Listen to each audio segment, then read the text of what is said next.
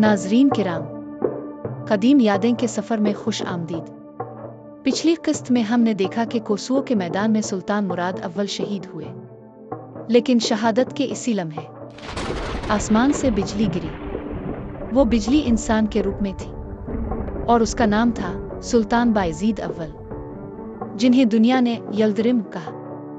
यल्दरिम यानी बिजली, क्योंकि वो जंग में ऐसे हमला करते जैसे आसमान से बिजली गिरती है। एक वक्त ये फौज यहाँ, अगले लम्हे वो फौज में, दुश्मन संभलने का वक्त ही ना पाता। 28 जून 1389 कोसुओ के खून आलूद मैदान में शहीद सुल्तान मुराद अव्वल की मैयत पड़ी थी, और इसी लम्हे बायज़ीद ने सल्तनत का ताज संभाला।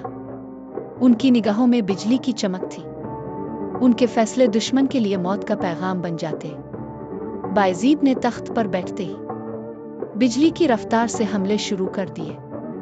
1389 सर्बिया मुकम्मल तौर पर उस्मानी परचम के नीचे आ गया।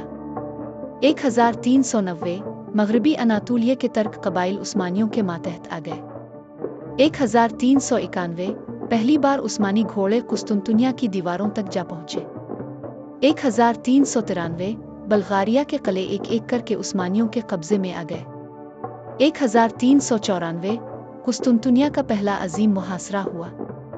यूरोप हैरान था, ये कौन सा सुल्तान है जो एक ही वक्त में 2 महाजों पर लड़ता है और हमेशा जीतता है। लेकिन नाजरीन, उन फतूहात के पीछे सिर्फ तलवार नहीं थी, बल्कि एक सायादार ताकत भी थी, उस्मानियों की खुफिया तंजीम। ये थी बायज़ीद की असल आंख और कान। बाज़ंतीन के दरबार में जासूस पादरी के रूप में बैठे थे। कुस्तुनतुनिया के बाजारों में ताजिर के भेस में खबर रसा मौजूद थे। गुलाम बनकर दुश्मन के खेमों में रात गुजारते और राज ले आते। उनके तरीक़े हैरान कुन थे। खतों में फलों के नाम लिखकर खबरें भेजना, अनगमों में खुफिया पैगाम छुपाना।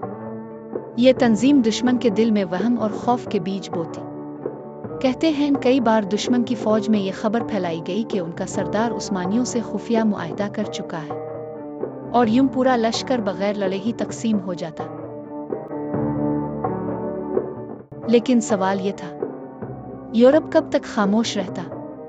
फ्रांस, हंगरी, पोलैंड और जर्मनी ने सलीबी लश्कर इकट्ठा किया। यह था यूरोप का सबसे बड़ा इत्तेहाद।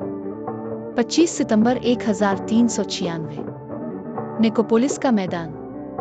सलीबियों को यकीन था कि उस्मानी खत्म हो जाएंगे, लेकिन बायज़ीद ने ऐसी तेजी से हमला किया कि यूरोपी सफ़ें टूट गईं। फ्रांसीसी नाइट कैदी बने, हंगरी का गुरूर मिट्टी में मिल गया, हजारों सलीबी सिपाही मारे गए। ये यूरोप की सबसे बड़ी शिकस्त थी। दुश्मन चीख उठे, बिवेयर ऑफ यिल्ड्रिम द लाइटनिंग सल्तन, खबरदार रहो बिजली के सुल्तान से। इसी जंग की कामयाबी में खुफिया तंजीम ने अहम किरदार अदा किया। सलीबी लश्कर के अंदर खबर फैलाई गई, फ्रांसीसी कमांडर ने हंगरी बादशाह से गद्दारी की है। ये खबर ऐसी आग बनी कि कई फौजी बगैर लड़े ही भाग गए। रात के अंधेरों में दुश्मन के खेमों में आग लग जाना, उनके कुनों का पानी जहरीला हो जाना, ये सब इसी खुफिया तंजीम का काम था। यूं बायज़ीद का हर हमला दुश्मन पर दुगना भारी पड़ता।